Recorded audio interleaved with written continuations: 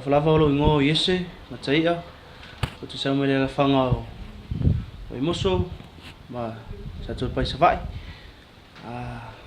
o luas fu maton ne o tau sang ya o lo awai nei le training le o lo fa penan fa tino ina nei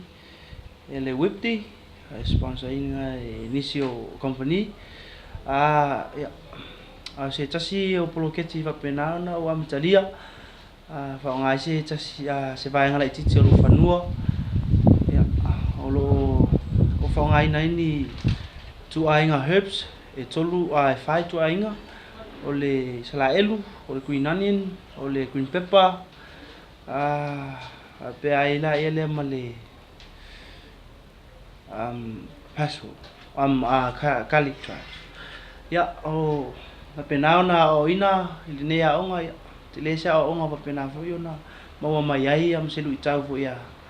te o ne tala vo wale fa tino ina fo yo le tu inga fa to anga ina ia mo ai ni si ala nga tupe so so ani tono ainga ya ai mai se o me fai mo me te mana o te ai ya o se te le na se o onga pa pena fo yo na mo mai tono le nei ya o nei la polo ko lo fa pena fa tino ina o mai unite sa ma to wa o ina espun malua o lo ye ni